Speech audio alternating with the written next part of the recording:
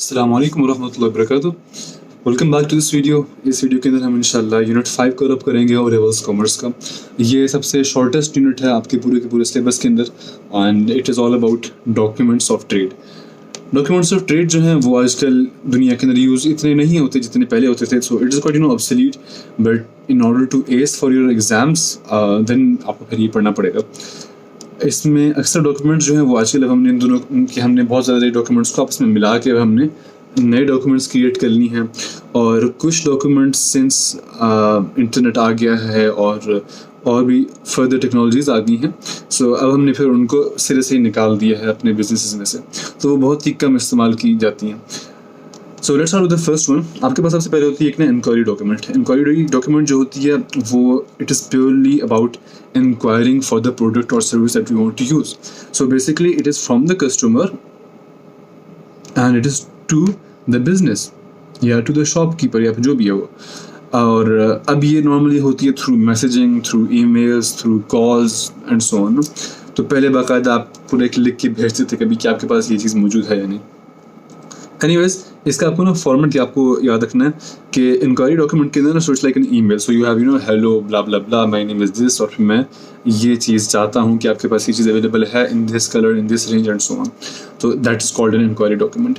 But when it comes to a quotation, वो होती है from the business to the customer. So here we are talking about from the business to the customer. इसके अंदर basically जो business है वो आपको एक कोड देगा कि भाई ठीक है, आपको इस चीज़ की ज़रूरत थी, हम आपको ये चीज़ देंगे, मगर हम आपको ये चीज़ इतने की देंगे। सो ये बेसिकली एक डॉक्यूमेंट इस तरह से होता है। ऊपर यहाँ पे एक कोड लिखा होता है और यहाँ पे लिखा होता है भाई ये कोड किसकी तरफ से कोड जा रहा है और ये किसके लिए ये कोड है। So to and from, and then we have about कि आपने किन चीज़ों के लिए कोड मांगा है। So it's like a table, then you know you have a sign up here and so on. इससे फिर ये भी लिखा होता है कि भी टोटल डिस्काउंट कितनी है एंड ऑल। अब अगर आपको उनकी प्राइस पसंद नहीं आई, so then you can ask them for a price list. So price list basically एक लिस्ट होती है, उसमें you have bunch of items और उसमें सारी चीज़ें लिखी होती हैं कभी कितने कितने की सारी। Then we have an order जो एक ऑर्डर डॉक्यूमेंट होती है वो एक इनवॉइस की तरह होती है, मगर इनवॉइस नीचे आ रही हो। So order is something when you wish to buy, right. So अभी आपने बाय किया नहीं है, यू वांट टू बाय, तो वो एक ऑर्डर क्रिएट हो जाता है कभी आपका ये एक ऑर्डर है। Then you will proceed to check out and then that order will convert into an invoice. जब आप पैसा पे कर देंगे और उस पर एक पेड का स्टैम्प या फिर उस पर लिखा आ जाएगा कभी इट इज़ पेड नाउ, तो एक सब टोटल उस पर ना आ जाएगा एंड सो ऑन। तो ये आपने बस याद रखना है कि भाई this is before payment, so this is before payment and this is after you have paid, ठीक है। Then we have the next one, advice note. Advice note एक साथ पहले ज़माने में जब बड़े बड़े बॉक्सेस होते थे या फिर कार्टन होते थे, उस पर एडवाइस नोट होता था कि भी आपने इसको किस तरह से यूज़ करना और किन किन चीज़ों का आपने इसमें ना ख्याल रखना है। अब भी होता है मशीनरी इक्विपमेंट, उसमें आपके पास एक ना मैनुअल के अंदर ये सारी चीज़ें होती हैं, तो इसकी अब इतनी ज़रूरत पड़ती नहीं हमें। खैर, देन वी हैव, अच्छा ये भी एक ना ईमेल की तरह से ही होता है, यहाँ पर लिखा होता है आपने किस इसको यूज़ करना and so on, and at the end you have a sign or something like this. Then we have a delivery note. Delivery note basically shipment के लिए होता है कि भी ये कहाँ से किसके लिए जा रहा है, इसमें ये है क्या और ये किस तारीख तक पहुँचेगा and so on. And then we have a credit note. O levels commerce के अंदर जब हम क्रेडिट का नाम मेंशन करते हैं, सो ये बस आपने याद रखना कि भी this is different as compared to the one that we study in O levels accounting या in O levels economics। तो वहाँ पे जो हम क्रेडिट सुनते हैं वो कुछ और चीज़ होती है, और यहाँ पे जिस लफ्ज़ को हम यूज़ कर रहे हैं उसका मानी हमने थोड़ा सा डिफरेंट उसको यहाँ पर रखा हुआ है। सो क्रेडिट नोट इज़ बेसिकली कोई चीज़ आपने वापस करनी है, कोई चीज़ आपको पसंद नहीं आई या फिर कुछ चीज़ फॉल्टी थी या आपने में भी पैसे ज़्यादा दे दिए बिज़नेस को, तो फिर बिज़नेस जो है वो एक क्रेडिट नोट निकालेगा दिखाने के लिए कि हाँ अब हम उसको पैसे वापस कर रहे हैं, ये जो उसकी प्रोडक्ट जो किसने हमें पे करके ली थी वो हम प्रोडक्ट भी वापस कर रहे हैं, उसके पैसे भी हम उसको वापस दे रहे हैं। तो एक पूरा यानी एक नोट होता है जिसमें सारी चीज़ें लिखी होती हैं। और then we have an statement of accounts. Statement of account basically आपके पास एक ना कैश का, जिसको हम कहते हैं cash flow.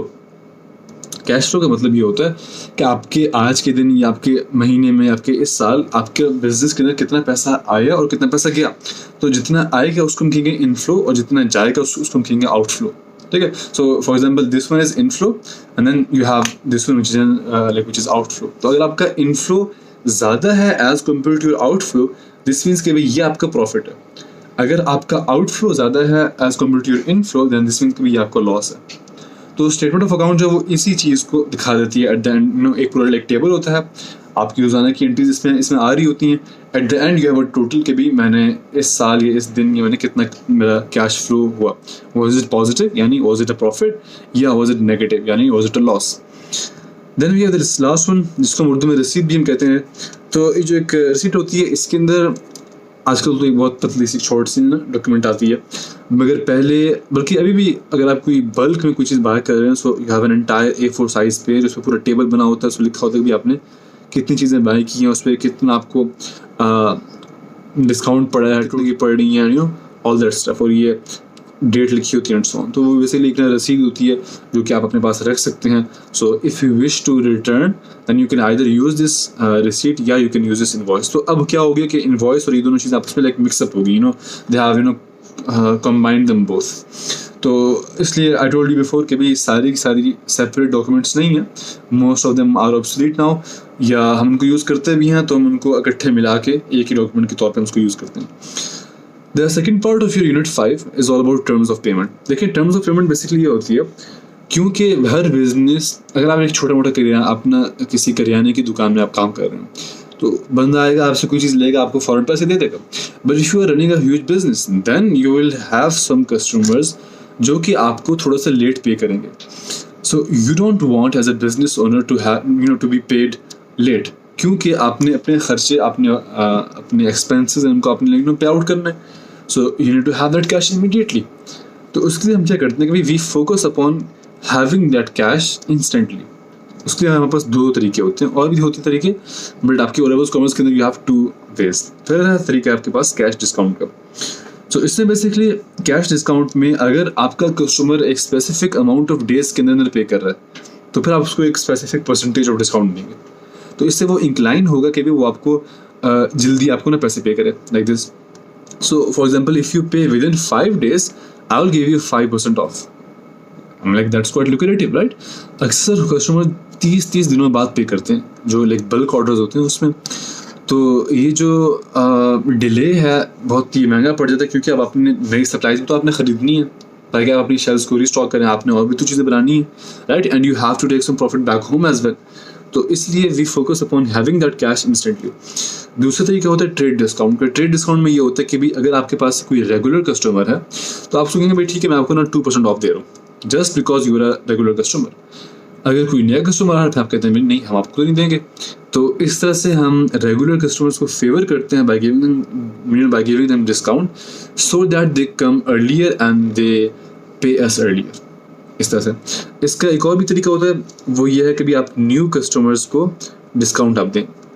That is quite like risky है काफ़ी ये, और इसमें you have to think about the product. अगर आपकी प्रोडक्ट ऐसी है जो कि बार बार बाय कर सकते हैं वो, तो फिर वो आएंगे आपके पास इस तरह से.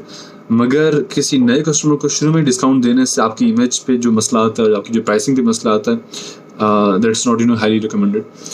तो ये था हमारे पास दो तरह के डिस्काउंट. इससे मतलब आपने याद रखना कि भाई जहाँ भी आपके पास कैश डिस्काउंट का वर्ड है तो उसका मतलब है हम कैश की बेसिस के ऊपर डिस्काउंट कर रहे हैं, यानी कैश जितना जल्दी हमारे पास आएगा उतना हम आपको ज़्यादा डिस्काउंट करेंगे. जब ट्रेड डिस्काउंट का वर्ड आता है तो हम ट्रेड की बेसिस के ऊपर कर रहे हैं कि भाई जो कस्टमर है वो कौन है, यानी हम कस्टमर की बेसिस के ऊपर कर रहे हैं कि अगर कस्टमर पुराना है तो हम उसको एक अच्छी डिस्काउंट देंगे, अगर वो पुराना नहीं है तो हम उसको डिस्काउंट नहीं देंगे. ठीक है, तो ये आपने टिप याद रखनी है. कैश का वर्ड आएगा तो हम कैश की बेसिस के ऊपर कर रहे हैं, ट्रेड का वर्ड आएगा तो हम कस्टमर की बेसिस के ऊपर कर रहे हैं. Then we have this markup. Markup basically in other word it's called profit. यहाँ पे एक और टिप आपने याद रखनी है. Profit is always in numbers. ठीक है, so may be in dollars, may be in PKR, जो भी आपको उन्होंने करेंसी दी हुई है, but markup is always in percentage. मैं आपको यहाँ पे बाकायदा लिख भी देता हूँ. So profit that will be always in an amount, in like कोई ना करेंसी होगी इसकी, मगर जो लाइक मार्कअप होगा वो आपके पास होगा परसेंटेज के अंदर. ठीक है, इसको कैलकुलेट किस तरह से करते हैं, ये इसका फार्मूला है. So you take your profit and you divide it by the cost. एक और चीज़, कॉस्ट हम कहते हैं वो कीमत जिसके उनकी उस कीमत को हम कहते हैं कि जो आपके लिए थी, यानी वो कीमत जो कि आपने पे की। अब वो कीमत जो कि आपने अपने कस्टमर्स के लिए सेट की उसको हम कहते हैं प्राइस, ठीक है। सो कॉस्ट और प्राइस में ये बहुत बड़ा फ़र्क है जो कि आपने याद रखना। सो फॉर एग्जांपल लेट्स से हमारे पास हमारी जो हमने कोई चीज़ ख़रीदी उसकी हमें कॉस्ट आ रही थी, लेट्स जस्ट अज्यूम उसकी हमें कॉस्ट आ रही थी 40,000। अब हमने उसको आगे फर्दर बेची है फॉर 50,000, ठीक है। तो कॉस्ट होगी हमारी वो प्राइस जिस पे हमने ली है, प्राइस होगी वो प्राइस जिस पे हम आगे दे रहे हैं लोगों को। तो इस पे हमारा मार्कअप क्या होगा, उसके लिए पहले हम निकालेंगे प्रॉफिट। तो प्रॉफिट हमेशा होता है वैल्यू के अंदर। सो बेसिकली 50,000 माइनस 40,000 करेंगे, यू विल हैव 10,000। अब हम निकालेंगे इसका मार्कअप के लिए हम ये वाला फार्मूला लगाएंगे। सो यू हैव 10,000 जो कि आपका प्रॉफिट है ऊपर आएगा, नीचे आपकी आपके पास आएगी जो आपकी कॉस्ट थी जो कि यहाँ पे हमारे पास 40,000 है, and then we will multiply it with 100। तो ये आपका आंसर आ जाएगा इसमें। तो जो आपका आंसर आएगा वो परसेंटेज के अंदर होगा। So it will be a markup. तो ये होती है मार्कअप। बस यही था आपके पूरे के पूरे यूनिट 5 के अंदर। Apart from that it is quite easy. बस ये आपने 2 टिप्स याद रखने हैं कि जहाँ भी कैश का वर्ड आएगा तो हम कैश की बेसिस के ऊपर डिस्काउंट दे रहे हैं, जहाँ पे ट्रेड का वर्ड आएगा तो हम कस्टमर की बेसिस के ऊपर डिस्काउंट दे रहे हैं। और कॉस्ट और प्राइस के बीच आपको फ़र्क पता होना चाहिए कि भाई कॉस्ट किसके लिए होती है और फिर प्राइस किसके लिए होती है। So I will end this video here. I hope you enjoyed it.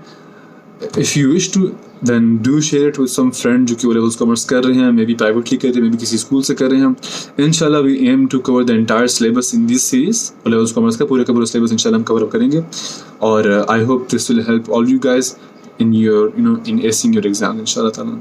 So stay tuned to it। अस्सलाम वालेकुम व रहमतुल्लाहि व बरकातुहू।